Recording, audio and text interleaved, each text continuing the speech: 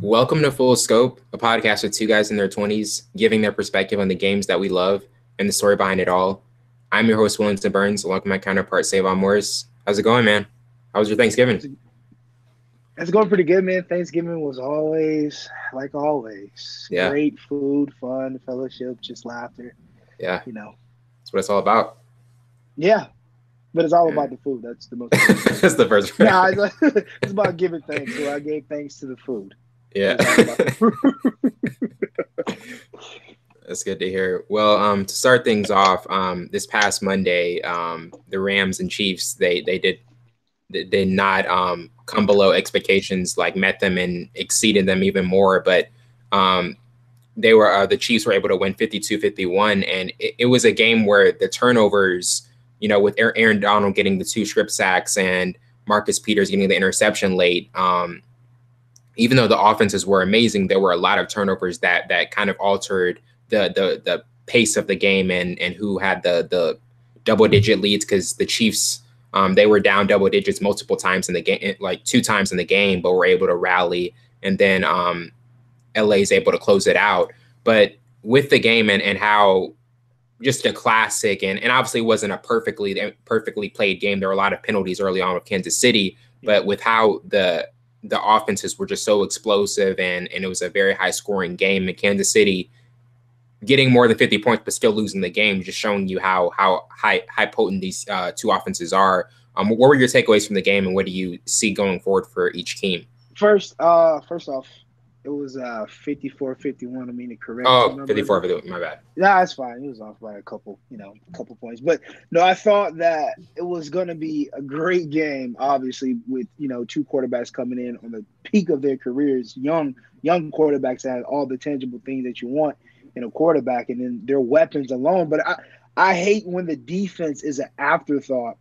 Looking at the points, Yeah, I was thinking like yeah, that for you. Like that has to be a game that's not very appealing to watch. it was by the numbers. It wouldn't seem like the defense stepped up and made big plays, but that's what the defense, especially the Rams, Aaron Donald, the whole entire defense. They had a couple picks from Patrick Mahomes. I think it was three, to be honest.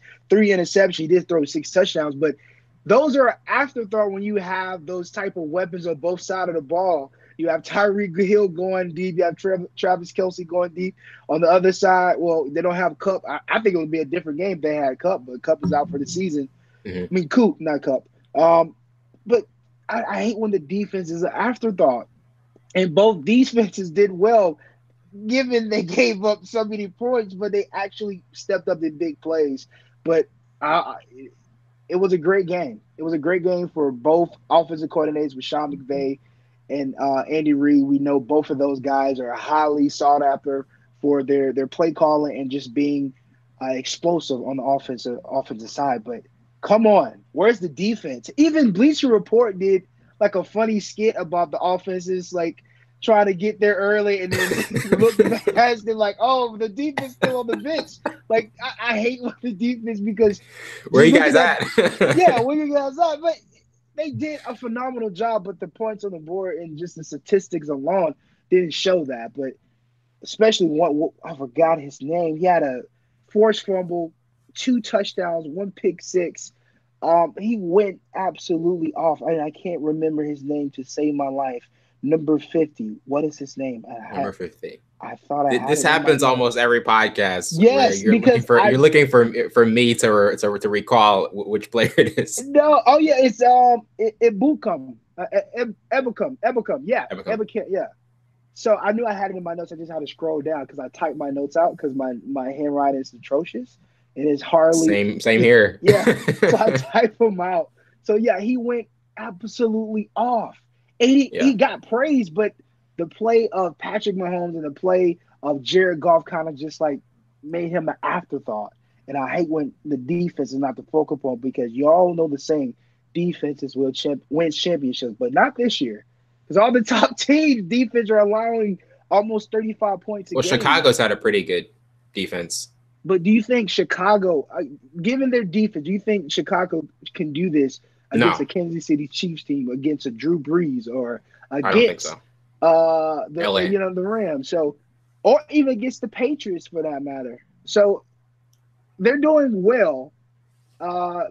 Mitchell Trubisky will be back, but I don't think they have enough to be okay. Those guys can win the Super Bowl. The thing is, you have to win on the leagues, on how the league's terms are now. And this is the offense is like that's how teams are winning and thriving. So with Kansas City, if I told you Kansas City was going to score 51 Monday night against the Rams, I think you would have thought they would have won. But with just how whatever team like had the ball last was most likely to win, even though Kansas City, did have a chance to win, but that Mahomes had the interception.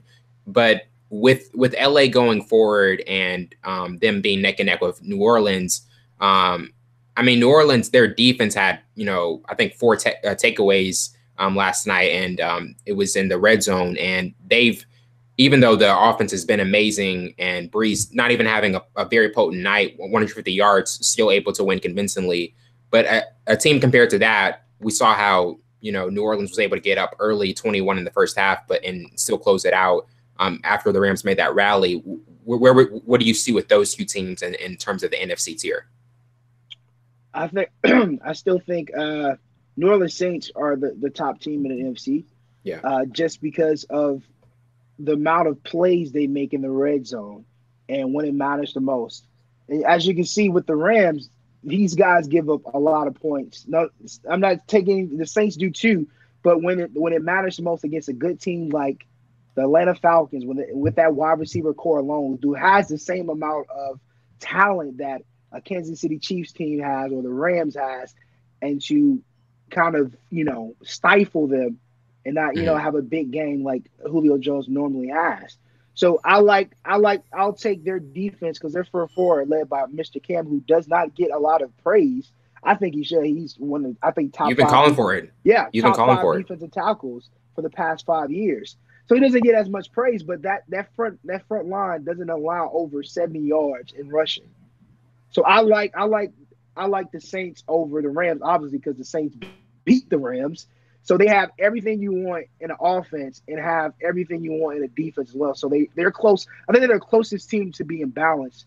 And with the Bears, I think if Bears can add another weapon and like a deep ball threat weapon, I know they kind of have one, but like a solidified deep ball weapon, then it will be a total balance, team.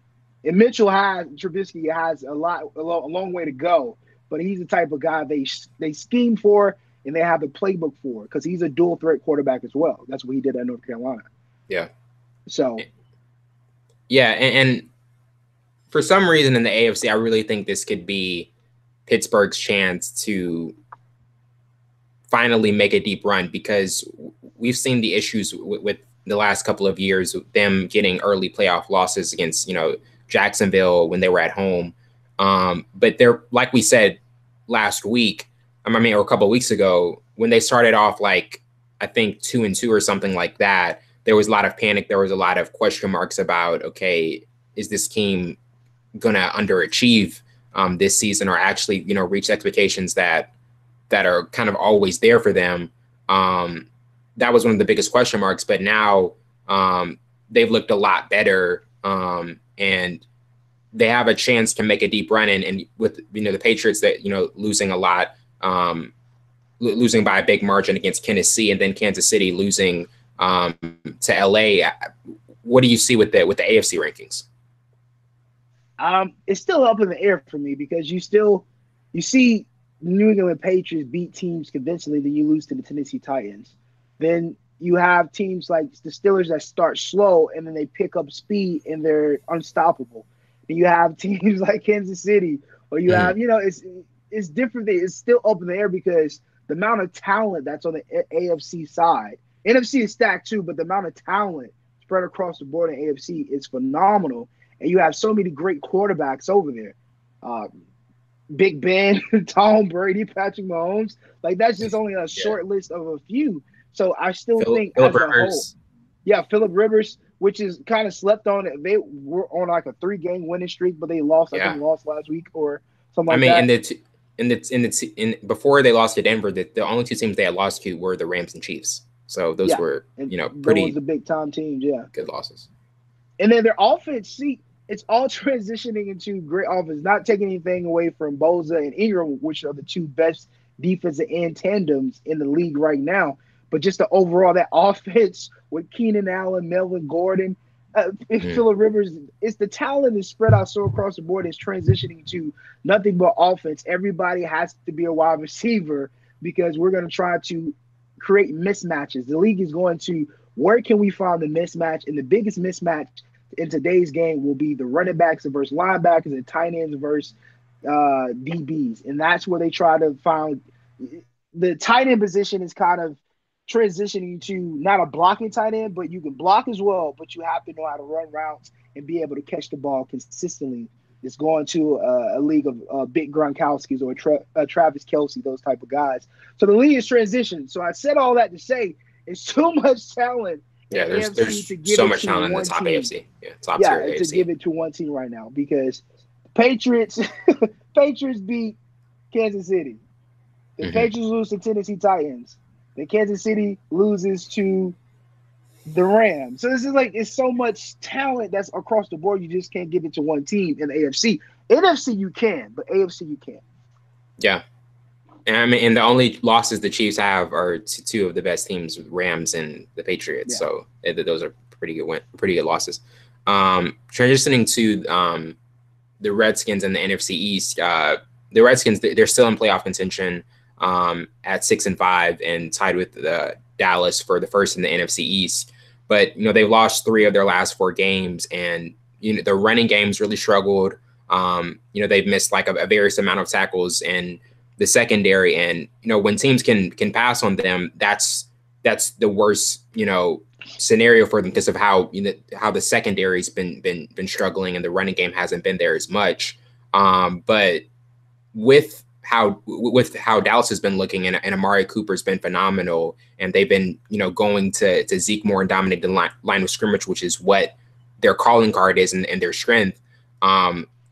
What are your overall thoughts on the NFC East and how the race is unfolding? Because we at least I did. I thought Philly at one point in the season was going to turn it around, but then they get blown out by New Orleans, and they've looked a shell of themselves from how their Super Bowl run. But how do you see the NFC East so far right now? I think another team that starts slow but kind of finishes, excuse me, well in the like in the tail end of the season is the Dallas Cowboys. Because unless it was what 2000, I think 2016, 17 Yeah, when Zeke first came into the league, then they were on 16. this big winning streak. Yeah, it was 16. So they were phenomenal, and then they end up losing in the playoffs against Green Bay. But they start slow, but and then they beat the teams they're supposed to beat, like they did with the Redskins yesterday. But now the only thing they were missing because Dez Bryant was considered their deep ball threat and their number one receiver that you had to plan for. They didn't have that. You bring in a couple young guys. You didn't go get any other guys. You felt Terrence Williams. Well, you did get Allen Hurns. You felt those guys were enough to scheme off of, so you can allow Zeke to be Zeke. But then now they don't care about your wide receivers that you have, so they focus on Zeke. Zeke still does his thing because he's the type of running back that you have to be a receiver as well. So they love running screens with him. But I said all that to say, you go get Amari Cooper. He's your deep ball threat. He goes for 180 yards and 2 touchdowns yesterday. Now that gives Zeke enough room to run the ball and the offense aligned to be able to push people back. Because if you have 8 guys stacked in the box, it's going to be kind of hard to run the football, right? Yeah. So you go get that type of wide receiver. Now it opens up way more for Dak Prescott, who's now becoming more of a dual threat quarterback like he was in Mississippi State. I think in his first couple of years, he was more so want to be a pocket passer. Now he's understanding if I'm going to be able to do anything, I'm going to have to extend plays and run the football myself. And I think Hmm. that's the formula that's working for them. Right now, I think Dallas Cowboys will win the NFC East if they continue to play defense play. Jalen Smith is becoming They do have New one of Orleans next week though. So I think they match up well against New Orleans. I think their wow. defense is playing well Yeah, enough. that's the thing. Their defense is playing very well. That's gonna be an Lights interesting out. game.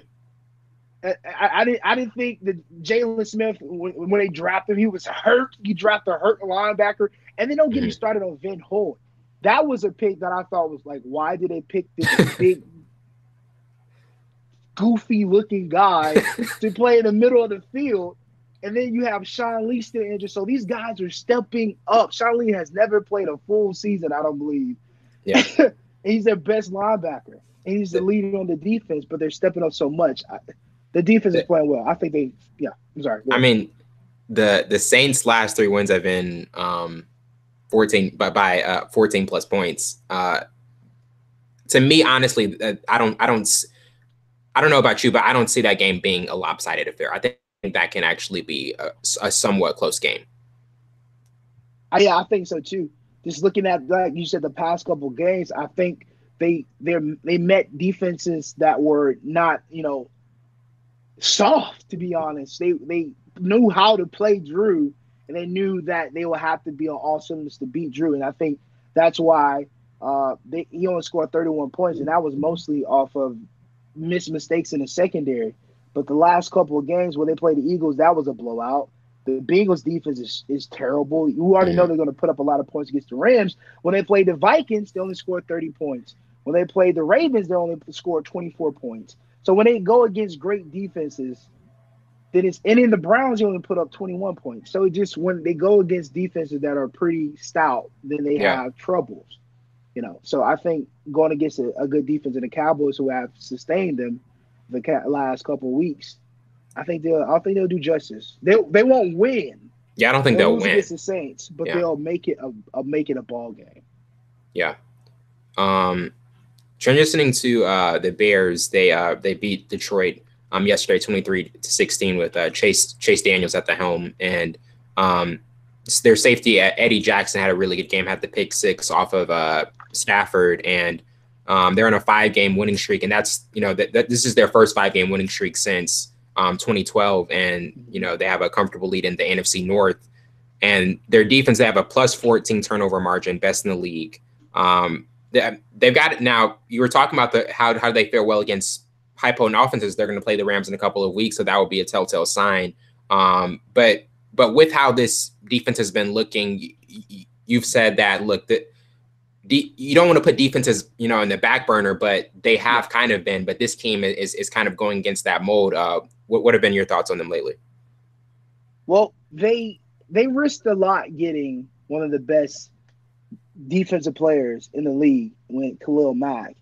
And then that investment panned out to be a great win for them. He was out for a couple games, nursing an ankle, but when he came back, he was crazy. He went super, super crazy for that defense. He kind of ignited them, and just.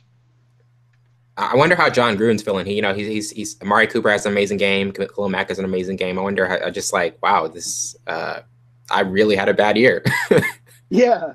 So I don't know. I think adding Khalil just made their defense great right then, and it kind of ignited that entire secondary as well, Yeah. who struggled for the past couple years. They try to draft a couple guys in Fuller, but it didn't pan out as what they wanted. But then you add a guy who gives the secondary opportunities to make the quarterback rattle, so he doesn't throw accurate throws or look through his progressions. That gives the secondary an opportunity to make plays, and inadvertently giving the defensive line the opportunity to make plays when the secondary is covering everybody else, and the quarterback doesn't have time to throw it to him. So they help each other out. It's a balanced scheme. They're going back to the bad days when they had one of the best defenses for 5 years straight, and then won a bunch of Super Bowls under a guy named Mike Ditka. So is this looking like an old school Bears defense to you? No, they're not. They're not even close. But I think the spirit.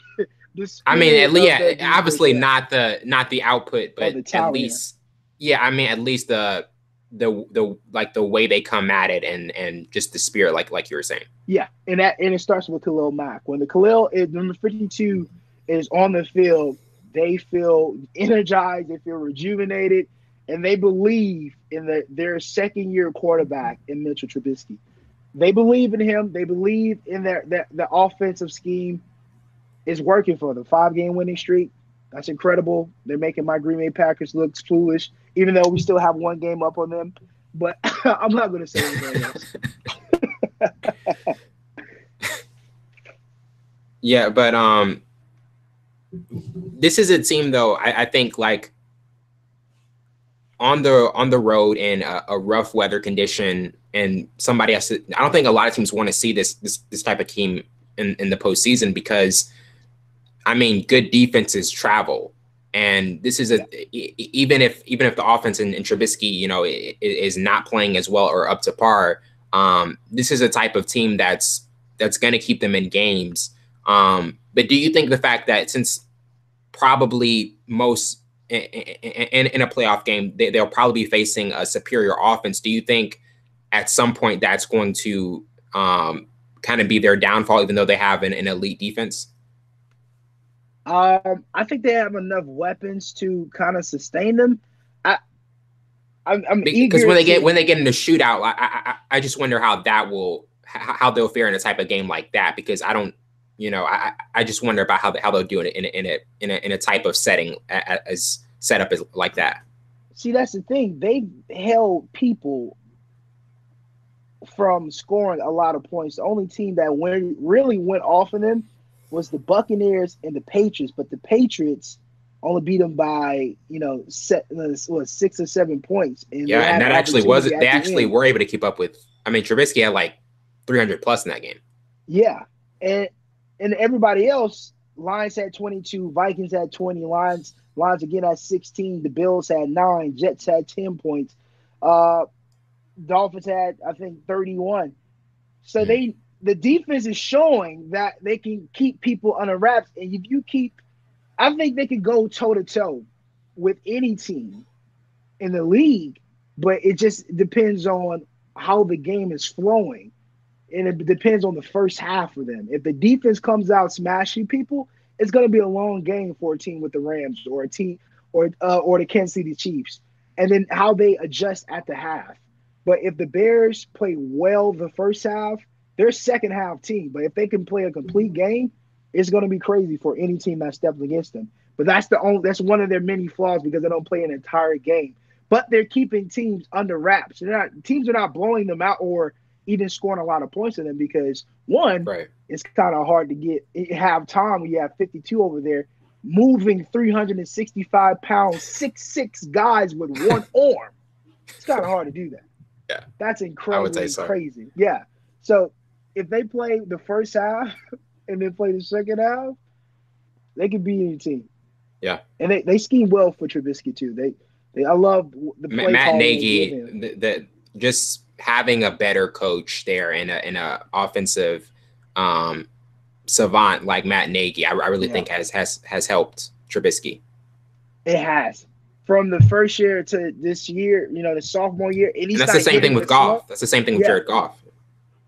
Yeah, because everybody thought he was going to be a bust. Yeah. Because, you know, Fisher was there first, and Sean McVay comes there and kind of settles him down and gives him a playbook that he's familiar with, and it kind of helps him out. I feel like it's all about the scheme for the quarterback. Because you put Jared Goff in a scheme, I think with Andy Reid, I don't think he'd be as successful, because there's a lot of deep ball throws, because in that game, he missed a lot of throws. Oh, yeah. A lot of big down the field throws that he overthrew or underthrew. So just giving the type of playbook that the Kansas City Chiefs have that's designed for Tyreek Hill, and Patrick Mahomes has the arm to get it there, I don't think he'll have the same success. So it's all about the scheme, and that's what they do for Mitchell Trubisky. They give him the same thing they did with Cam Newton, the same thing they're doing with Lamar Jackson with the Ravens. It's all about the scheme. Yeah. Transitioning to college football, Oklahoma State was able to rally 2 times. They were trailing West Virginia 31-14 at halftime, and then 41-31 in the fourth. And this is Taylor Cornelius had a huge game, 338 yards, 106 rushing yards, and 6 touchdowns, and had the game-winning TD pass to Tylan Wallace.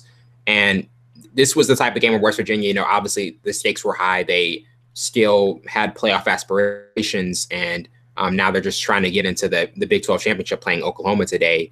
But with a game like this where, and this is kind of a question about the Big 12, because obviously the Oklahoma-West Virginia game is huge. And it really seems. I mean, this is the Big 12's last chance of getting a team possibly in the playoff with Oklahoma. But with this late rally for Oklahoma State and how they were able to rally twice, what were your thoughts on it? Yeah, just to add to that, this Oklahoma State is a team that is slept on a lot, just due to the fact they don't have a big recruiting class like Alabama or even Oklahoma, but they have guys that are willing to play and buy into the system. Mm-hmm. And this is not their first rodeo of beating or being able to beat top 25 teams. Boise State, they beat them 44-21. They beat Texas. That was number 6, 38-35. They should have beat Oklahoma. They were, I think they were number 6 at the time. And then they beat West Virginia. They played big in big games. And they should have beat Oklahoma. And I'm going to get to that. But it's all led by their star quarterback. Their star quarterback in Cornelius. That kid is a monster. Special. Monster. He has a bright future. But he needs to work on the accuracy. That's why they lost the week before against Oklahoma. Textbook play. That was such a game. That was a game they should have won. Should have won. Oklahoma should not be even considered because they should have lost to Oklahoma State. But we talked about that same play. I said that's why people want the quarterback to be accurate. So that 5 and out was a textbook play. Wide receivers open, you throw it behind them. What happens? Deflected. Game's over. So he needs to work on that. But all of this is led by him. His strong ability, his motion in the pocket. That's what you want in your quarterback. And that's why they beat teams. I mean, their defense is not good. Obviously, they are allowing, 40 points and 41 points a game and different stuff like that. But it's all led by their quarterback. And don't forget their running back in Hubbard. I think he had 150 yards against West Virginia. Mm-hmm. So, but I'm still kind of iffy about West Virginia. I love Will Grier, but I was always iffy about their defensive play. They always have big running backs. That's with like almost any team in the Big 12, right? Yeah, and I think that's why they never make it to the. Well, they're not going to make it to the playoff. They will make it once the 8-game playoff starts, which I think is going to be the next 3 to 4 years. Yeah, my thing. Make it. Yeah. Okay. Yeah, my thing was I was talking to somebody and they were saying if, let's say, Oklahoma and Michigan went out, that they felt as though the committee would put Oklahoma in because of their offense. But I'm like, well, if Oklahoma gives up 52 again to Georgia or somebody or a SC team, I mean, like, what is it really going to mean? Because it's always the same script. Like they have these championship caliber offenses, but they have not only just bad defense, but like just very inferior defenses that are at the like 96. And I think they're 96th ranked in the country. So I mean, like that's what's keeping like a championship caliber offense from possibly last year to a championship, and when they played at Clemson. The first time Clemson made that run against Alabama. Yeah, and I totally agree. Because I don't want to see a team. I'm big on defense. I love offense, the highlights, but it's so strategic when a great defense stops a great offense. I think it's more purity in that than offense just killing a defense or going in a shootout. Yeah, because we'll see the same thing with Oklahoma if they make it in. Yeah, I don't. They might not make it in. Yeah, I probably won't. I mean, I'm not going to say they probably won't, but I just think if a team like Michigan wins out, they'll definitely get ahead of them. Yeah, and then if Alabama loses to Georgia, then that's your just desire for that state championship game. I really don't think you're going to be able to handle you. That's just a game I feel like you're going to be so excited about, the Alabama Georgia. You've just been talking about it just over and over again, man. Oh, most definitely. I'm excited about all the rival games this week. Yeah. I'm most excited about Florida State, Florida, of course. And then you have Alabama, Auburn. I always like to see Alabama, Auburn because I think that's the greatest rival besides Florida and Florida State in college football ever. Ever. And Michigan, Ohio State. That too, but I'm from the South. So yeah, it's for the South, like, yeah. It's always been Florida State, or like Florida State and Miami, and then Alabama, Auburn, because I've been to a couple Well, I've been to one game when Cadillac Williams was there at Wow. Auburn.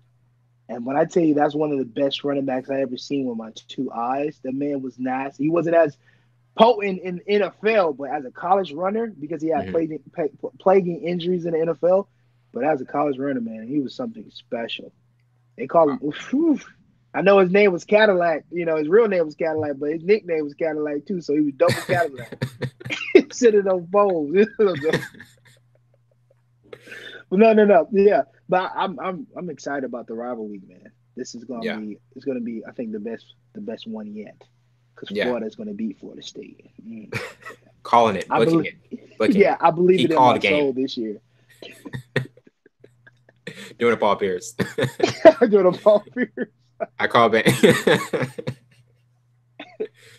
But yeah, transitioning to Ohio State, they pulled out a 52-51 win against Maryland, and they had 688 total yards of offense, and it was a back and forth thriller, and Maryland gained 535 total yards of offense, and um, the thing that's always been the issue with the Ohio State secondary is how their defense has given up big plays, and the pass protection has been an issue in the last couple of weeks. But Yeah. they gave up 3 plays over 50 yards in the first half, and Anthony McFarland had 290 yards in the game, and the defense is still showing significant holes right before their showdown with Michigan. But with how many yards they gave up, and how much they had to just keep pace with the offense, what did you see in that nail biter? Well, Maryland's no, you know, Pushover. shyster, yeah, pushover to any top 25 team or any team for that matter. Even with these guys, what they're playing for, head coaches got fired. One of their comrades was, he passed away during camp this year. So it's a lot. They play for so much, and the energy that's in that locker room has to be off the scale because of that reason alone, and just bonding and banding together. But on the talent side, this is the same team that gives Texas fits every single year because they have a high power offense, and Ohio State is no exception. But the thing I hated the most is that Ohio State's defense doesn't step up. They're out without their one of their best defensive player. He's focusing on the draft and Boza, but they're not playing Ohio State football. There's one particular time when Ohio State defense was feared. I think that was back maybe 2005 to 2008. They were feared because they had a great defense, but they were moving the ball. I mean, they Mm-hmm. were moving the ball at will, but the three turnovers they did have, it was costly. And then they were missing tackles out of the zones that they're supposed to be in. It's just a lot of sloppy play that is, excuse me, that's so unheard of and so unwatched by a team that's ran by one of the greatest head coaches in college football, in Urban Meyer. That's a lot of sloppy play for a head coach like him. Yeah. So that's why he was going bananas Yeah, he on the was beside sideline. himself. Like a kid that couldn't get, frosted flakes or some kind of candy or something. He was just going berserk Gonna on get the a cinnamon sideline. toast crunch. The cinnamon toast crunch. I want that. I need that. I needs it. I want it. But no, their defense played awful. Awful, Yeah. awful, awful. And you almost gave up your opportunities to try to make it to the playoffs by losing to Maryland. So they have to play better. I'm going to hit them with it. They need more. They need more. They need more. They need more.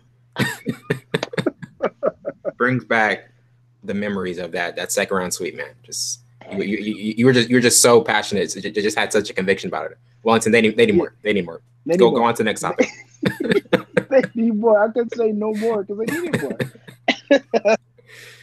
But with the big matchup coming up against Michigan, their defense obviously is extremely stout against under Don Brown, and that's been the biggest strength of theirs. How do you see them faring in that matchup? Is it still the same, giving Michigan the edge? Michigan the egg, excuse me, Michigan the edge, just because of what Ohio State's defense has been doing for the past 3 or 4 games, especially against Maryland. I still like Haskins. He's been playing lights out. But to give Michigan the nod will be the best option because Michigan has been playing complete football this year. Complete football this year. They Yeah. have.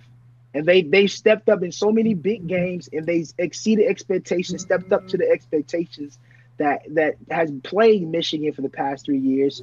So I give it to Ohio State. I think Ohio State's defense is not their identity is lost without their best pass rusher. They have a lot of young guys on the defense to try to move a lot of offensive linemen around to try to sustain. So it's too much going on, and your head coach is suspended for 2 games early in the season. So much scandal around you guys. So this season is not your season. Michigan wins. Michigan gets into the playoffs. Oh, I was thinking you said I'm going to give it to Ohio State. But you're giving it to Michigan, right?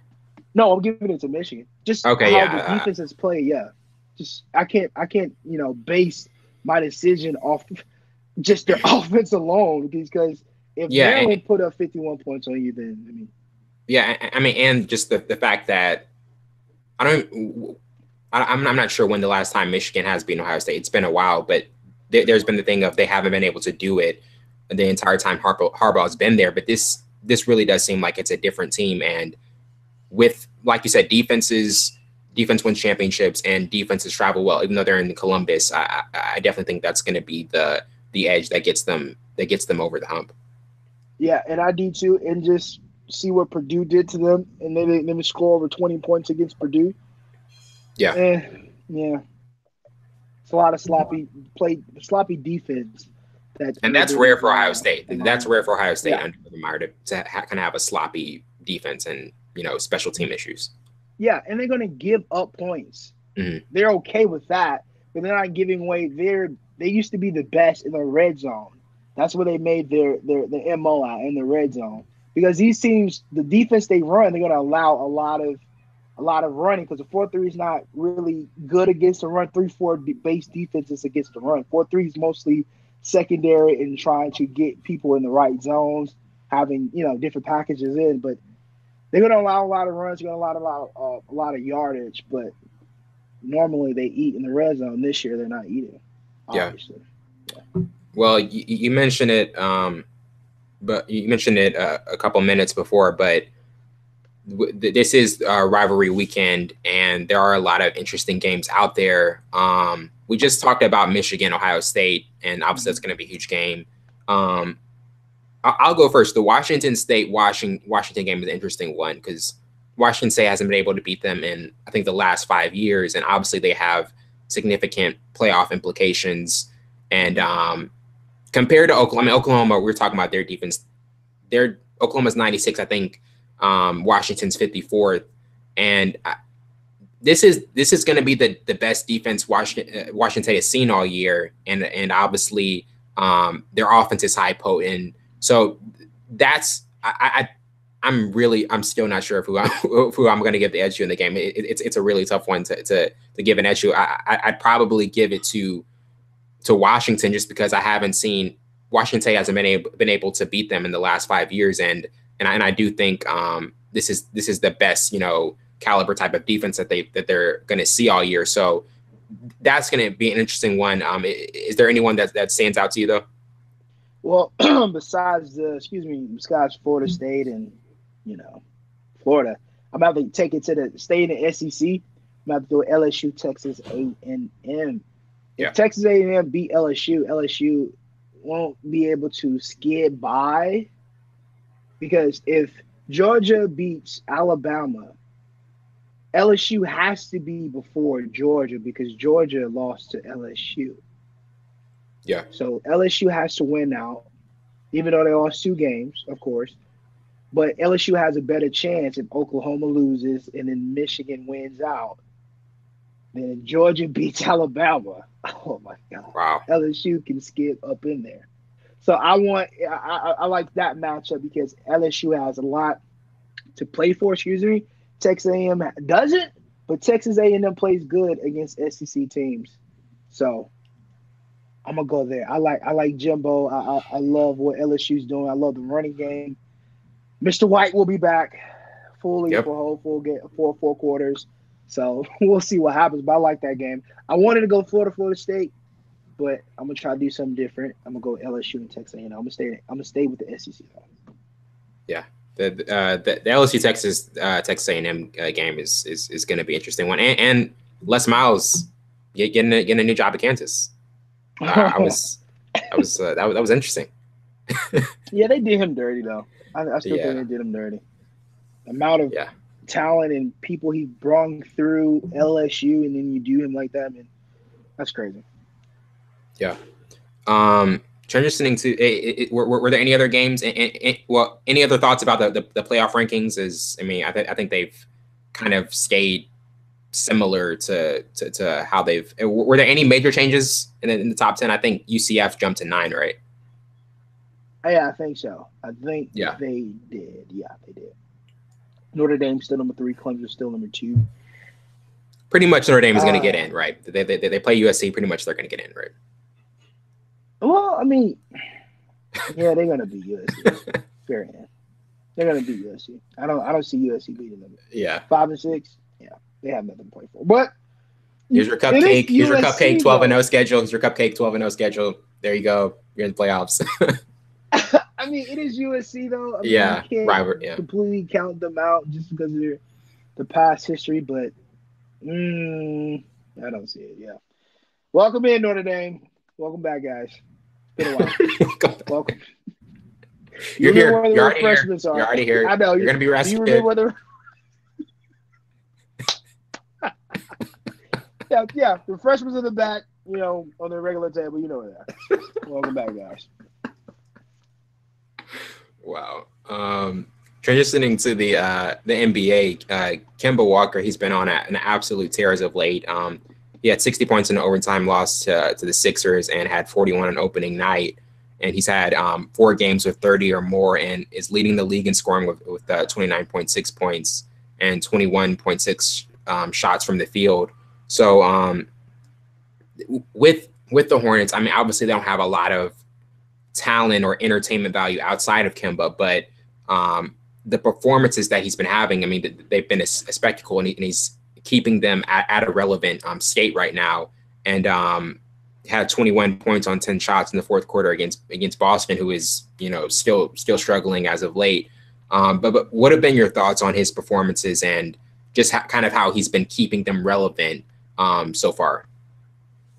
When you think of Kemba Walker, what do you think of before I even answer that question? One of the best guards in the league. One of the best guards in the league. You know what I remember from Kemba Walker? I remember the Kemba Walker from UConn who won the championship with a step back that broke the center ankles. That's the type of guy that Kemba Walker is. Clutch guy who wants the ball in his hands when it mattered the most.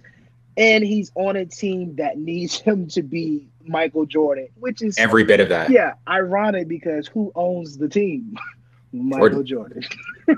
But no, I think he's playing well for a short, small guy, 6'1", quick, knows how to finish at the rim. He's no stranger to the three-point line. He's every bit of as talented as Steph Curry, as talented as Kyrie Irving, talented as Damian Lillard, but he's never in the top 10 of guards. Mm-hmm. He's been only to the NBA All-Stars twice, and that was last year. He made it before fourth injury replacer. Yeah. So why isn't he getting the praise as everybody else, as John Wall gets the praise? He's not on a good team either. But I think it's because he's on a team that is not good. Mm-hmm. But you would think that would allow people to see, oh, he's the best player on the team. We should invite him to the NBA All-Stars. You would think that type of exposure would get him there, having these type of performances. And maybe this is his standout year. He's showing people his resume, and then now he's just putting cherry on top because he's going to be out of his contract soon, and he's going to be in the free agency. And I'm definitely sure that he's going to leave. Really? He said he wants to stay. He said, like, I do not want to go anywhere else. Like, and that's the thing, though. You wonder if that's actually good for a player of his caliber, because I'd like to see him on a team with a higher ceiling than this type of team, because it would be just like a really almost like I don't want to say a waste, but just almost kind of like a cast away from what he could be on a team with a higher ceiling if he's just having to expend this much energy almost every night because he's surrounded by inferior talent. Right. And then I don't want him to be a Carmelo Anthony that's chasing seriously, that's chasing the dollar signs and then wait to the last minute to try to get a ring. Because that's what Carmelo did with New York. He just chased the dollar signs. Yeah. Completely just lost sight of what was the most important thing. Exactly. And he made all this money because he made a lot of money. Oh yeah. Fleeced multiple teams. Yeah, multiple teams. And he waited to the last minute to try to win a ring. And now everybody's not wanting the style of play that he has. So now I don't want Kemba Walker to it's an outdated style of play. It's an outdated type of style of play. Yeah, and I don't want that from him because he has the it factor. And it shows every single night he plays. But if you're chasing the dollar signs and you're trying to play into the stereotype, you should stay with one team or you should be loyal to one team. No, this is a business. You're going to get your contract. What's best for yourself. Yeah, exactly. Get the contract, but get the contract that will better suit you to win an NBA championship. Because this is a business. That's interesting you bring that up because a lot of players do that. Like we saw Westbrook do that like right after Durant left, like him signing that long extension with OKC and emphasizing the loyalty element. But do you think that could is that the most concerning thing about Kemba's future is that the loyalty it's a good thing to have, but it also could be his downfall if he's just staying on a team that's middling and not really accentuating what his full potential is on a contender. See, I think the situation between him and Russell Westbrook is different because OKC was a Paul George. Yeah, without even Paul George, I think they were a championship. The first year, a championship contender team. The Hornets are not. So you're staying in a situation. Russell stayed in a situation where he knew that it could be a potential spot for another player to come, and we could still be contenders for going to the NBA Finals and winning a championship. But the Hornets, that's not the case because they don't have the funds or the money to bring any other big player in. Mm-hmm. They tried with Dwight Howard. They tried with a couple more players, but it didn't pan out. Now he's at his contract year that they have the opportunity to bring him back, but what else are you bringing to the table for him? It's the same situation with Damian Lillard when they, went to with the owner and talked to him. It was like, okay, and now I want to stay, but what else do you have to offer? I don't want money. I want a championship. Yeah, and now there was a report by Zach Lowe today. They're looking for a third impact star player. So they're for Portland. Portland, okay. Yeah. Yeah, and that's what they've been searching for alone to go with McCollum and Lillard. But any guy you're thinking of that could be that? Probably Otto Porter. Yeah, maybe Bradley Porter. Beal. I think so. Otto Yeah, Porter. I think. If it was Beal, I think they'd be shipping away McCollum because I have heard that could possibly be a deal that could be made. This is true. Or even Kevin Durant. You know what? That actually, with what's been going on with them, you really don't know because there could be a mid-season trade actually. Yeah, and I think they're losing focus. Well, that's we'll get to them. Yeah, but Kemba, Kemba, you gotta go. You gotta go, bro. Yeah, you have to go. No way you stay there. Don't say that situation. It's a different, totally different situation. If you had a team that was good. Mm-hmm. And you knew they were good, and you knew you had an opportunity to bring more people in, then of course you stay. You do what Russ did, but there's no signs in them bringing anybody else in that's contributing to that's competent. Yeah, that's contributing to going to the NBA Finals and trying to win a championship. Yeah, there's no signs of that at all. Transitioning to the Wizards, there was John Wall. He was fined for a verbal barrage that was directed at Scott Brooks at practice, and I think this past Tuesday. And they've obviously been underachieving. They're 5-11, and I think kind of how the feud started was Jeff Green and Brooks was kind of pushing Wall and the teammates to kind of reach a higher intensity level, and I think Wall just kind of snapped back. And but overall, just in the season, Wall's assist percentage has been lower than it's been in the last 7 years. Beal's shooting a career low 33% from three, and their defense is ranked 29th in points allowed and also 18th in points allowed per play in transition.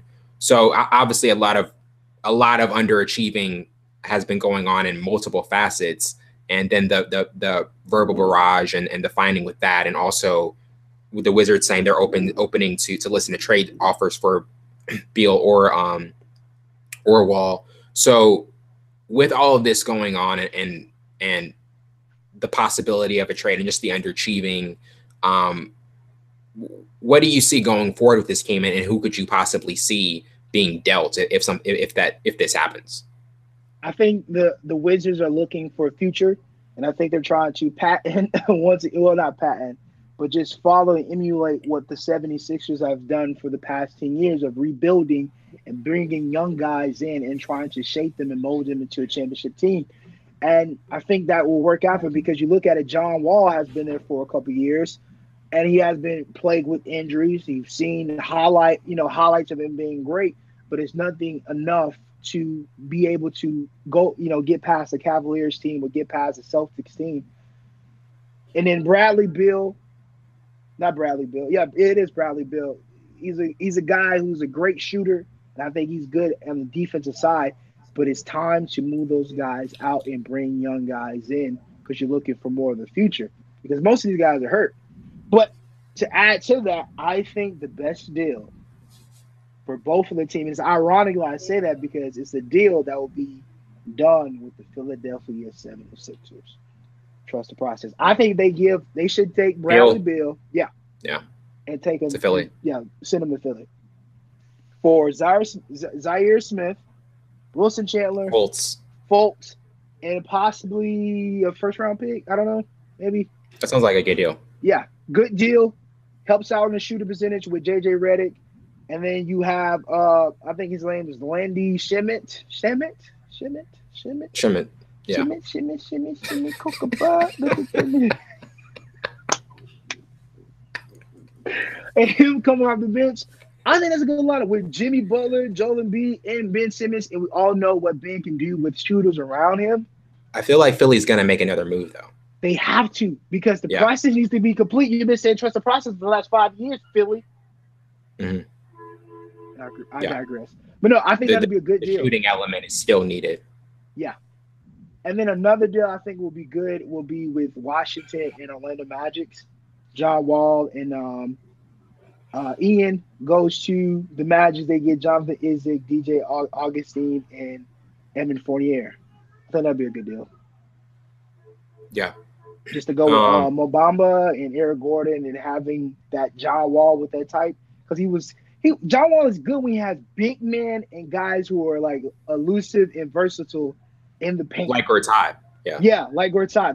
They're messy Gortat. So adding that, because if you think about it, when he was with Kentucky, he had Mr. Cousins, and they were a phenomenal pair. So he's missing that type of play, because Gortat really did that pick and roll, and him just like looking and feeding him the ball is, that's a 1-2 punch. Yeah. So you would say Beal is more likely to move, because the Philly trade that sounds like a really good trade.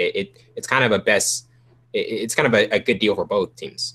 Yeah, it is. And then you still have their first round draft pick. You have a young guy in Zaire Smith who's drafted number 16 in June. So you have that element of players that still are young. And then for Philly, Bradley Beal is 25 years old. Yeah, he's 25. He's contracted through 2021. So you still have time to, the caliber of the team and the contender of the team can still be sustained until 2021. And then I think if they have Bradley Beal, I think Jimmy is more likely to re-sign for long term. So they start at 5. That would be ridiculous. Ben, Jimmy, Brad, Joe Embiid. God, that's nasty. On paper, you gotta say on That's paper. it's a finals contender. Yeah, but you gotta say on paper because some of On these paper, yeah. guys can't play together. Obviously, Because you we look don't know at how the the things. Celtics. Yeah, I mean, we thought that we were just we couldn't even wait till the season started. We were Right. just we were thinking like, could this be like the best Celtics team in like the last 10 years? How many like are they going 60 something? But it hasn't panned out that way. No. But before we transition, what has been your thoughts on Boston? Because obviously the 5-man rotation hasn't been as consistent. I mean, it hasn't been consistent at all. And it seems like with Morris and Smart that they've been playing well. And there's been a lot of hero ball in the game situations. Like against Portland, it was just a ton of hero ball with Tatum and Irving.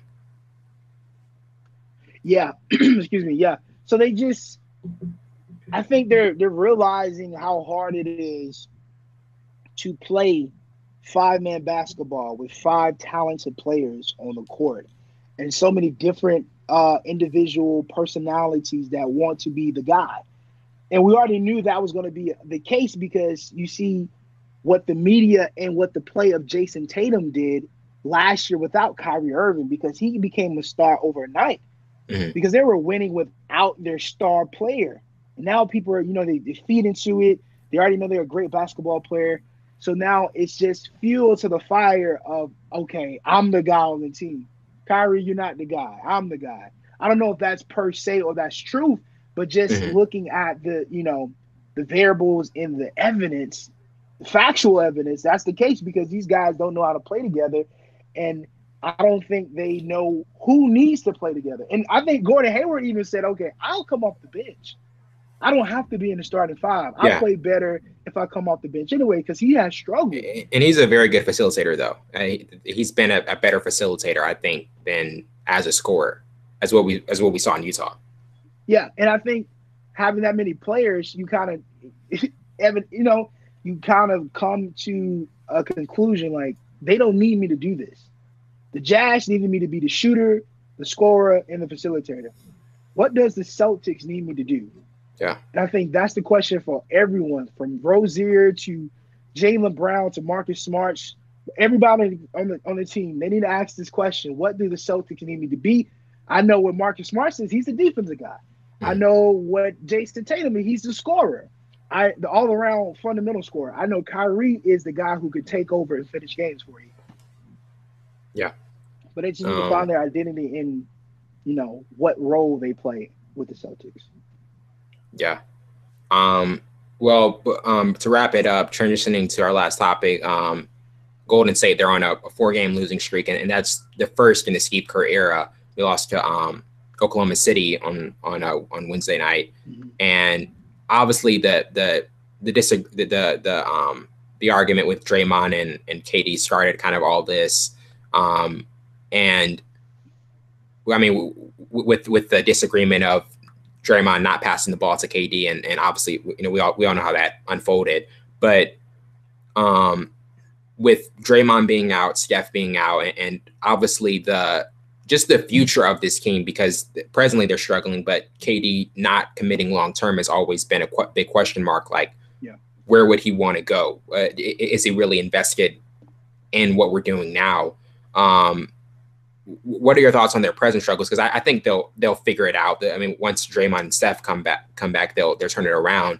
But I think the biggest pressing issue is the future and where possibly will Durant go, because it doesn't look like he's going to stay. Yeah, and I totally agree. And that was one of the red flags that I think Draymond and a couple other guys had, that they didn't like how he handled his free agency and the focus of his free agency towards the Warriors. And I think it's to a point where, because, excuse me, if you look back when his last year at OKC, he had a similar situation with Dion Waiters. And Dion didn't pass him the ball. And before the break, he was yelling at Dion, pass me the effing ball. Yeah. What are you doing? He's done this before. So, yeah, he's done this before, but he hasn't done it to a monster like Draymond Green, who can, doesn't care what his mouth says at times. He's like a Gary Payton. He's going to say something back, whether you say, what do you like it or not, he's going to get under your skin. So now it's causing confusion outside of basketball. So Yeah. now you have a team that their identity with or without Steph Curry. I think that's the focal point. You don't have Steph. They Steph were is the 10 and guy. 17 without him last year. Yeah. And I think I don't want to say KD is trying to become a player he's not, because he's a great player, but he's not the type of player that makes a team better. And I think Mm-hmm. Draymond mentioned that. He was like, "You came to us. We didn't need you." They're better with him, of course, But the but they thing don't is, need KD. right after that finals loss to Cleveland in 2016, Draymond reached out to KD to come. So it's kind of like Right. it's a balance of both. Like, I think KD's perspective is like, you reached out to me when you guys had the 73-win season and weren't able to close it out. But then why not though? Why not That's try true. to get the best? They're Yeah. they're good without him. Completely logical. Yeah, it's logical, but then you look at it at the perspective of, okay, you won, you're welcome. We did what we asked you to do. Now, are you going to buy into more of it, or are you going to leave? And I think that's Yeah. the point where Draymond is. I think they're at Okay, the we point like, want. if we can't sell you on this, then hey, just it was fun while it lasted. If we can't sell you on this culture and this environment, then whatever you want out there, I hope it satisfies you. Yeah, and then understanding that no one's bigger than a team.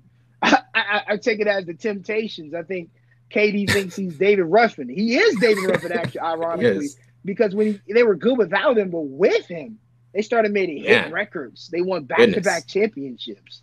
Talk So, to me. so now I think they're going to be looking out the window, and KD's going to be walking up and like, y'all need me. It's going to be a Temptations moment. But no, I don't know. I don't think KD stays after this year. I think he's chasing now. Where does he go? Okay, that's interesting. So it just depends on what he's chasing now. Give me just two or maybe or three teams you think is possible. Because I think the Knicks, Lakers, Yeah. Clippers is possible. Or yeah, I think he goes to the Lakers, because it just depends on what he's chasing. Because when he But does first he came want to in, assist? Does he want to assist on LeBron in more championships, since he's been measured against LeBron for most of his career? but I I don't like know if him he does playing that. with LeBron, because Oh yeah, it LeBron's would the be type of amazing. guy. Yeah, LeBron's the type of guy. They were talking about this with Kyrie. LeBron's the type of guy to let you, if you're having a great night, I'm not gonna mess that up. I'm gonna give you the ball. Right. If you want to finish, I'm gonna give you the ball. And I think he would love. Excuse me. He would love LeBron, because LeBron would dish him the ball. He would give him the ball as much as he wanted. Of course, LeBron's going to get his, but he's going to make sure you feel welcome. And that's the type of player LeBron is. But it just depends on what KD is chasing now. He was chasing the dollar signs. He got that. Now he wanted a ring, so he goes to a team that's already equipped. Okay, I got rings. Now, what am I chasing now? Am I chasing? Establish his legacy. Show that Yeah, he can be the guy who leads, who's the focal point of our offense on his own and not with three other all-stars.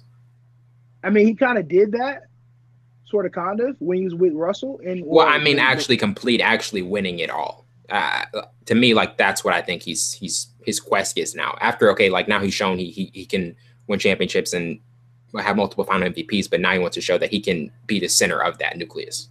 So where can he go? Now that we figured out where he's chasing, Well, it's definitely not the Knicks. It's definitely not the Knicks. It's definitely not the Knicks. It's possibly could be the Clippers, and it possibly could be the Lakers. I think it's just, I don't know. There's something about the big market, the Knicks, because if he went to the Knicks, he knows it would be a longer path. It would be a longer process. But if he can bring that team back to relevance, like the Mecca, that'd be pretty huge. It would be. So it's just. So you would say the Lakers? I would say the Lakers, just so that they have the money, mm-hmm. and they have a lot of guys on 1-year contracts that he can push out and get him in there, because they're looking for that type of player. And I think he buys. I think Magic Johnson. So it makes the most sense to you. Yeah, because they have the most money that's available, and they are being patient, to be honest. I don't know if they go after J.R. Smith, but they are being patient of getting players, because J.R. Smith is on the trading block. So, and then that is true. LeBron said only thing they're missing is JR. I don't know if that was a true statement. I saw it in a couple articles that he wanted JR Smith for the Lakers. I'm not sure. But if it's true, I'm pretty sure they'll go after JR, probably like a something small. But they have enough money to get a KD. Yeah, I would. But it is what's the better pairing though? Anthony Davis in his prime or KD? I mean, that's so tough. I mean, obviously you would have the two best players in the world if KD comes. Yeah. But Anthony Davis is just in at the start of his prime though, so that I think that would also be interesting. Would you want to? You want to get a defensive player that can score too, or a guy who just loves to score and he can play defense? Yeah, it's a little bit of give and take there. But just giving them a lineup, you have then LeBron can go back to not having to play center as much. That too, so he can move it around. That'd be a good option, but I mean, KD can play that too. I don't know. It's just so much. So all roads lead to a KD and LeBron pairing possibility. Because like you said, I don't think he wants to start over because you started up with a team that was with the Supersonics, then came OKC. Then you leave OKC after building that type of legacy. Then you go to a legacy that's already been built. Then you win 2 championships. You're probably going to win a third one if the other teams on the other side don't get it together, like the Celtics. Excuse me. So you don't want to go to the Knicks where you have to restart all over. I mean, you still have Porzingis and Hardaway, those type of guys, but it's not enough to bring him to New York City. So right. I think he stays on the West Coast. He goes to the Lakers or the Clippers. Yeah, and possibly pairing up with Kawhi and with the Clippers if Kawhi leaves, which you still think he will, right? I definitely think he leaves. I think he leaves. I don't know. Not sure. Well, that wraps it up for today. I'm your host, Wellington Burns, along with my counterpart, Savon Morris. This has been Full Scope. See you later.